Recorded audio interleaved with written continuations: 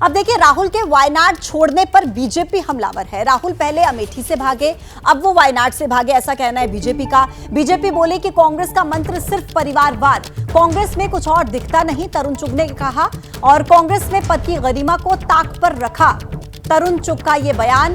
तो राहुल गांधी को लेकर कहा कि पहले अमेठी से भागे और अब वायनाड से वो भाग गए, और साथ ही साथ परिवारवाद को लेकर एक बार फिर से आरोप कांग्रेस पार्टी पर लगाए गए।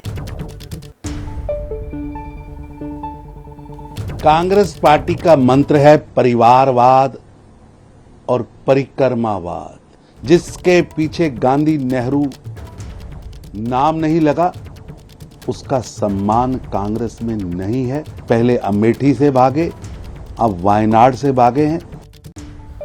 जैनेंद्र, परिवारवाद का आरोप जो अक्सर बीजेपी कांग्रेस पार्टी पर लगाती है, लेकिन इस बार क्या वायनाड से उपचुनाव कराने को लेकर कोई और विकल्प कांग्रेस के पास था? क्योंकि मुझे नहीं लगता कि कांग्रेस चाहेगी कि वायनाड की सीट उनके हाथ से जाए, और यही वजह कि उन्होंने प्रियंका गांधी को सेफ साइड के रूप में वहां पर उतारा, क्योंकि वो वहां से राहुल गांधी अच्छे खासे मार्जिन से पहले जीते हैं।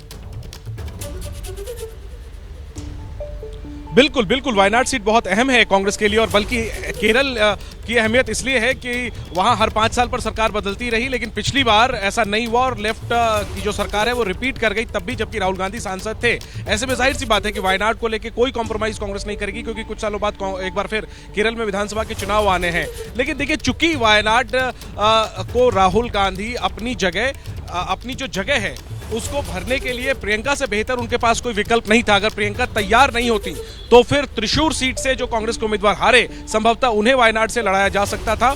प्रियंका गांधी को मनाया गया बाकायदा, वो नहीं इस बार उपचुनाव लड़ना चाहती थी, लेकिन चूंकि वायनाड के सेंटिमेंट के मद्देनजर प्रियंका को मनाया गया, और शायद उनसे बेहतर कोई चेहरा फिलहाल कांग्रेस में हो नहीं सकता जो राहुल गांधी की जगह भरे। लेकिन, तो इसी वजह से ये जो परिवारवाद का आरोप जैनेंद्र लग रहा है ना, जिसका आप और हम जिक्र कर रहे हैं कि कोई और चेहरा हो सकता है कि कांग्रेस को नहीं लग रहा होगा कि उनके सामने हो सकता है, लेकिन अब इस परिवारवाद के आरोप पर कांग्रेस ने भी पलटवार किया है। सिंधिया, जितिन जैसे नेताओं को बाहर करे, बीजेपी ने परिवारों से ही मंत्री बनाए हैं। वायनाड पर फैसला निष्ठा का उदाहरण है। लोग राहुल की तरह प्रियंका को पसंद करते हैं। तो देखिए, ये तुरंत पलटवार कांग्रेस की तरफ से बीजेपी के परिवारवाद के आरोप का।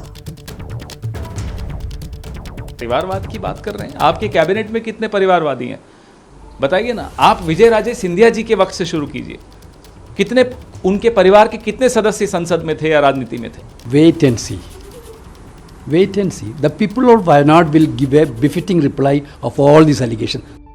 जैनेंद्र, फौरन रिएक्शन पवन खेड़ा का, और परिवारवाद को लेकर वो कह रहे हैं कि आप सिंधिया, जितिन जैसे नेताओं को बाहर कीजिए ना। देखिए, परिवारवाद के आरोप से नहीं बच सकती कांग्रेस। ये बात ठीक है कि प्रियंका से बेहतर कोई उम्मीदवार वायनाड में शायद नहीं होता जो राहुल गांधी की जगह भरे, लेकिन परिवारवाद का आरोप जो है वो वाकई में बहुत बुनियादी आरोप है, क्योंकि जितिन प्रसाद हो या सिंधिया हो, वो अपनी सीट नहीं तय करते, उनका परिवार नहीं तय करता कि वो कौन सी सीट लड़ेंगे। लेकिन यहाँ पर तो जाहिर सी बात है कि परिवार की सीट परिवार के सदस्य के लिए परिवार तय कर रहा है। तो ये आरोप जो है वो बेबुनियाद नहीं है, लेकिन अल्टीमेटली आखिर में जनता को तय करना होता है। ये वायनाड की जनता तय करेगी कि क्या उन्हें प्रियंका गांधी मंजूर है या नहीं है। बीते 2 बार से उन्होंने राहुल गांधी के लिए पूरा प्यार दिया है। बयान लगातार सामने आ रहे हैं जब से इस बात का ऐलान हुआ है कि वायनाड से प्रियंका उपचुनाव लड़ेंगी। अब आचार्य प्रमोद कृष्णम ने भी एक बड़ा बयान दिया। उन्होंने कहा कि उपचुनाव में प्रियंका को टिकट दिया और प्रियंका का कद छोटा करने की कोशिश की। प्रियंका कांग्रेस में सबसे लोकप्रिय चेहरा है। ये बयान दिया गया आचार्य प्रमोद कृष्णम की तरफ से। उन्होंने कहा कि उपचुनाव में टिकट देना प्रियंका का कद छोटा करने की कोशिश है। सुनिए।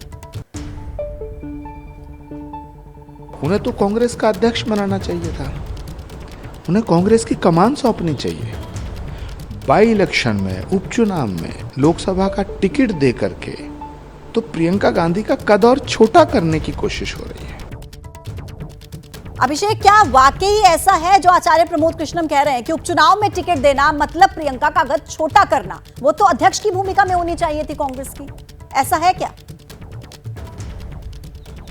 पूजा, देखिए ये एक नैरेटिव है, और ये नैरेटिव आचार्य प्रमोद कृष्णन भी कह रहे हैं, बीजेपी की ओर से भी आरोप लगाया जाता रहा है कि राहुल गांधी और प्रियंका गांधी के बीच में सब कुछ ठीक नहीं है। आपको भारत जोड़ो यात्रा याद होगी, जिसमें कि लंबे समय तक ये था कि प्रियंका गांधी शामिल क्यों नहीं हो रही है। हालांकि बाद में प्रियंका गांधी दिखाई पड़ी, लेकिन ये आरोप लंबे समय तक चला। तो ये एक पुराना नैरेटिव है, लेकिन जमीन पर अगर आप इससे कहें तो प्रियंका गांधी और राहुल गांधी के बीच में मतभेद है, प्रियंका का कद छोटा किया जा रहा है, इसका बहुत ज्यादा असर नहीं दिखाई पड़ता है। हाँ, इतना जरूर है कि अगर प्रियंका गांधी आती हैं पार्लियामेंट में तो बीजेपी जरूर चाहेगी कि वो आए।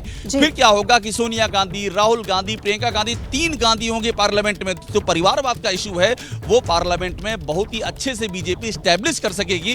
इसलिए मुझे लगता है कि बीजेपी इस बात को इनडायरेक्टली ये चाहेगी कि प्रियंका गांधी आसानी से आ जाए पार्लियामेंट में, ताकि ये नैरेटिव बिल्डिंग जो है ये और अच्छे से की जा सके। ठीक है, आप मेरे साथ बने रहिए।